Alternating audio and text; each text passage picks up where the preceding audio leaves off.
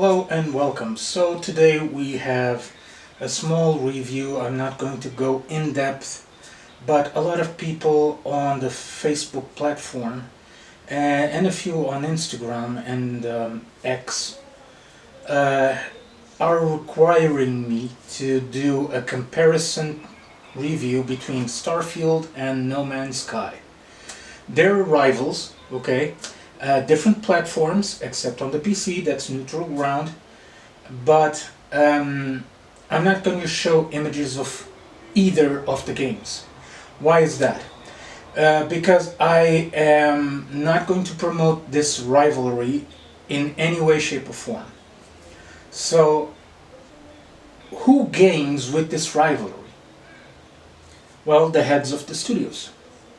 They want you to actually pick one between both, when you can have both on the PC. Now, how can I put this? No Man's Sky is an older game compared to Starfield that came out this year, but it's more developed, more optimized, and with a lot more development than Starfield. And that's concerning. Why? Because Starfield doesn't even have animations on the water. So the water seems that like the character has absolutely zero impact on bodies of water. You can shoot the bullets, no effect. You can launch a grenade, nothing. Drop yourself from the tallest building using mods, but drop yourself from the tallest building, no splash on the water, nothing. While on No Man's Sky, yeah, there's already water physics implemented on the game. True, when it came out it had very limited animations, but it had already animations concerning water bodies. So there's a plus. There's a plus on the older game than on the newer game. But does that make the experience of Starfield bad? No, it doesn't. You will want those physics applied to the game later on. You will want to experience other animations that are not very well done on Starfield, and that's concerning. It seemed to me like with the purchase of Microsoft from Bethesda, they really slammed the acceleration on the development, bypassing a lot of testing, bypassing a lot of stuff that needed to be on the initial game. Starfield reminds me a little bit, minus the bugs, the physics and the animations and the story that is a little bit on the grayish side of Cyberpunk 2077. True that with the patches, with all the improvements that the game suffered, the game is now very playable, but when it came out it wasn't playable at all. It drove hundreds of consoles of PS4 to overheat and get damaged on the process. But today they didn't launch the Phantom Liberty DLC on the PlayStation 4 because they said it was going to overdo the console again. So they said, okay, we're not going to downgrade anything, you need the experience, so buy a PlayStation 5, it's time to upgrade. And they're right.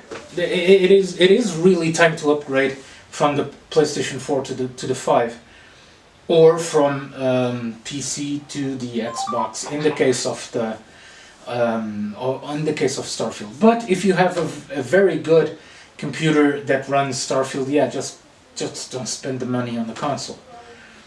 Now, both of them are exclusives from one console and the other.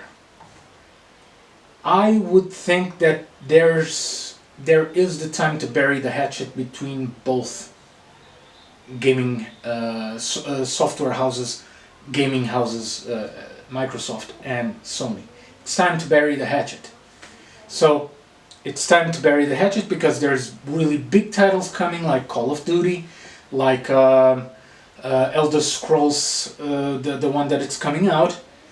But Elder Scrolls, there's another cup of tea. But I'll get into it in future videos. But let me tell you that Sony also has a couple of good titles coming that Xbox would benefit in having. So I think it's time to bury the hatchet. Keep certain titles like Halo on Xbox, a couple of more exclusive stuff that they have, and keep God of War and Spider-Man on PlayStation. Of course, I would say launch everything after a year or two of exclusivity on the PlayStation and Xbox. Launch it on PC, it's neutral ground. Okay, everyone can have a PC. Everyone should have a PC, actually. So, guys, who gains, and both games are active right now? We do, the gamers. We are now in a phase of gaming that we've never been. We have two super titles involving space exploration. Well, Starfield, I hope that they fix this, and I hope that they change that, but Starfield disappointed me greatly on that regard.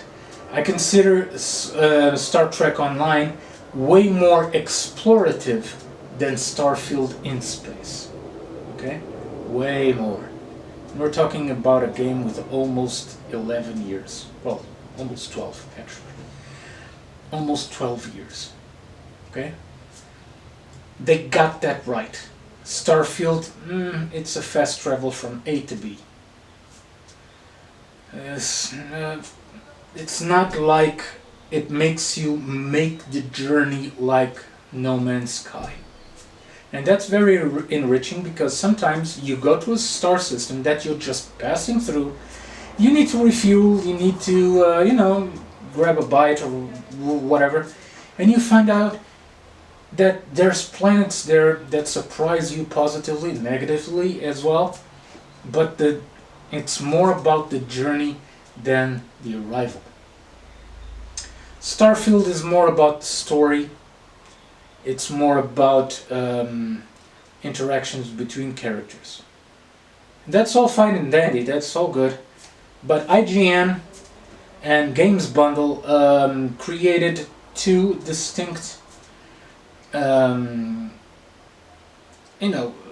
comparisons and telling people, who do you think it's the best game of space exploration? And in both cases, a game with almost 10 years. I think it has more, but let's just say 10 years. Mass Effect 2 was selected on both regards as the top exploration game.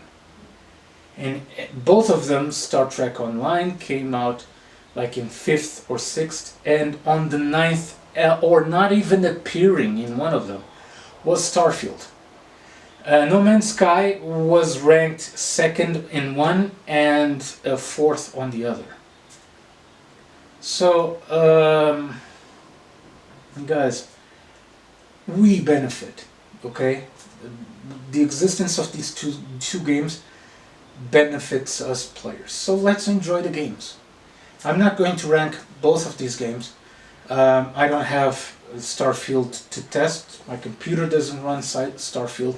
I tested out. I'm still enjoying gaming on a friend's computer, on a friend's Xbox actually.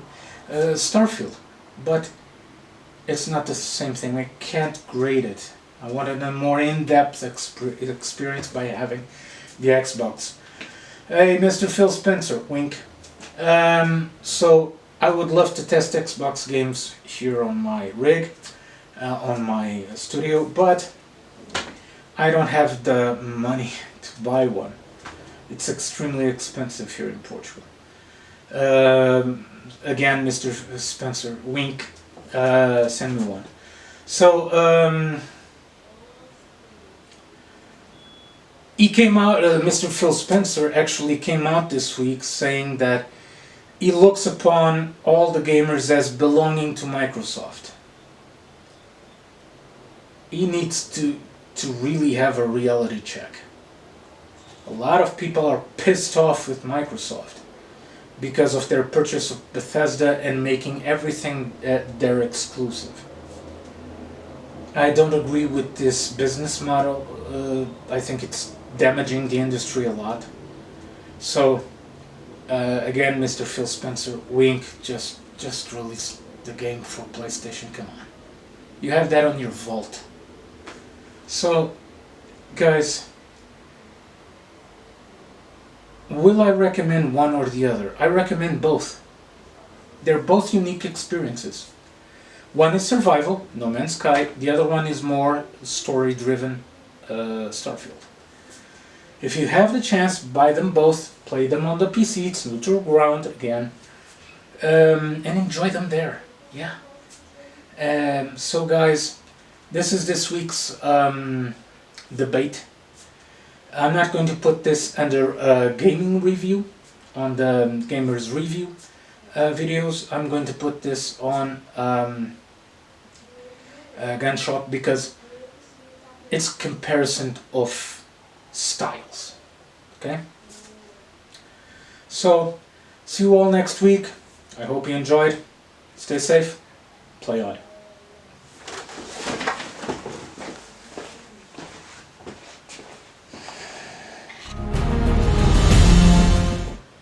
Olá e bem-vindos. Hoje temos um vídeo um pouco fora do normal. Eu vou avaliar dois jogos, No Man's Sky e Starfield.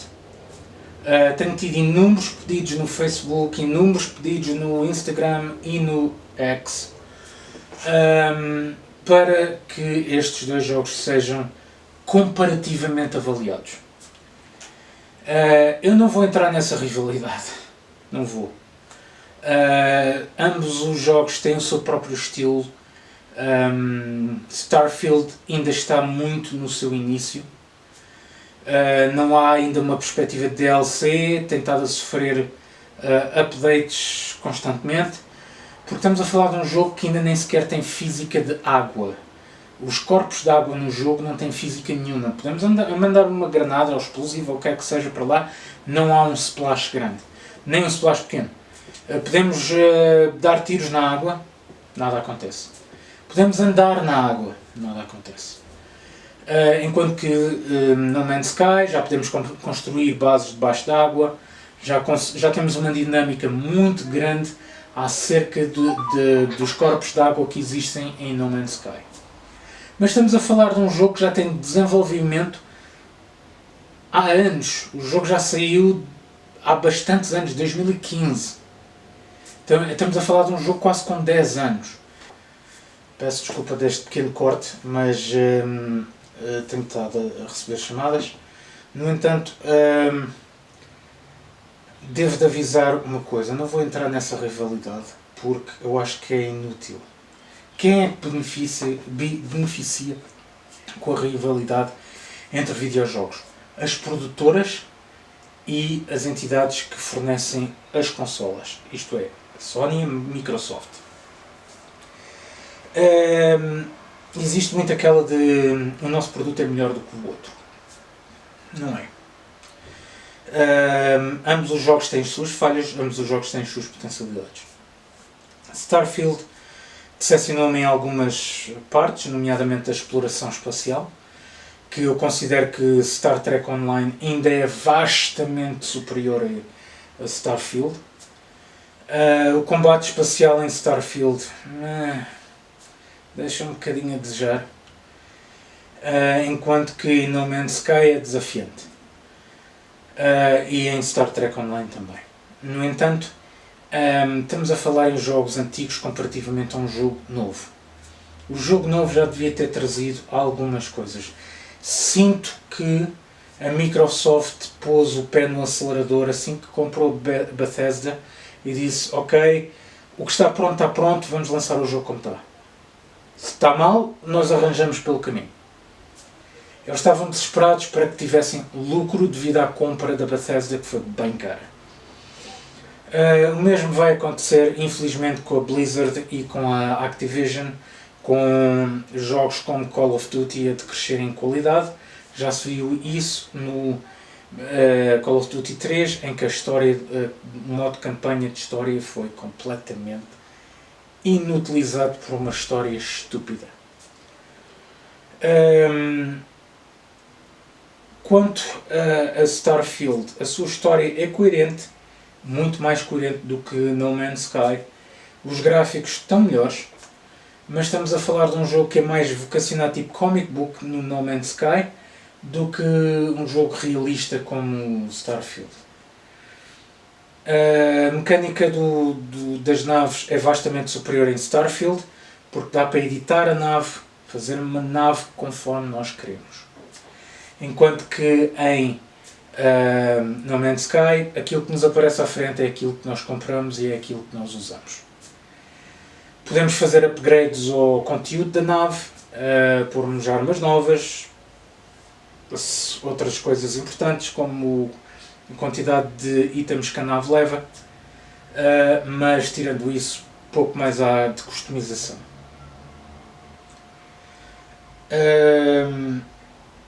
No entanto, depois de tudo dito, quem é que eu acho que vence entre os dois numa competição? Nenhum. Quem vence somos nós, os jogadores. Estamos numa fase do mundo do gaming em que temos dois grandes títulos espaciais a funcionarem ao mesmo tempo com centenas e centenas de jogadores nele. Posso dizer que estou imensamente surpreendido com o sucesso de Starfield, embora tenha decepcionado os números de venda. Mas o jogo em si tem potencialidades para se tornar um dos melhores títulos que a Xbox alguma vez lançou, rivalizando até com outros títulos da Sony. Mas só podemos analisar jogos da mesma classe. É um explorador, eu digo explorador de uma forma muito solta. Um jogo espacial e No Man's Sky também, portanto, é aquilo que é. Quem é que eu penso que vai beneficiar com o lançamento destes exclusivos em ambas as consolas rivais? Nós também. Eu não tenho como avaliar Starfield de uma forma coerente, só o joguei há algumas horas em casa de um amigo meu e pouco mais, porque ele tem uma Xbox, eu não. Um shout out ao Sr. Phil Spencer, wink, mande-me uma Xbox, você pode. E no entanto, pessoal, comprem os dois jogos. Os dois jogos estão lindíssimos, são desafiantes os dois. Deixem-nos das picardias de epá, vocês só têm um jogo com 10 anos ou mais. Nós temos um jogo novinho em folha e há com defeitos. E sim, o outro jogo é velho. Portanto, deixem-me de picardias. Não há necessidade disso. Vocês só estão a jogar com o nome da Sony e com o nome da Xbox fazendo isso. E eles não precisam disso para nada. Eles já têm milhares e milhares, talvez até bilhões de euros nas suas contas. Eles não precisam que vocês estejam a lutar por eles. Eles que lutem por si próprios. No entanto, devo dizer que vocês o que têm a fazer é comprar para PC os dois jogos e vocês fazem as comparações. E vão ver que no final vão querer jogar Starfield e vão querer jogar No Man's Sky simultaneamente. Foi o que aconteceu comigo, foi o que aconteceu com o meu amigo. Ele tinha Starfield em Xbox, voltou a comprar o jogo através da Steam e comprou No Man's Sky, não larga os dois há meses. Portanto, pessoal, estamos numa fase muito interessante do mundo do videogaming. Dois grandes títulos, só nós é que vencemos com isso. E Espero que tenham gostado deste vídeo. Desculpem não ter mostrado imagens dos dois jogos, mas eu não quero entrar na picardia. Mostrar um jogo que já tem um gráfico comic book datado, com um jogo acabadinho de sair. Pessoal, vemo-nos para a semana. Espero que tenham gostado. Cuidem-se e joguem muito.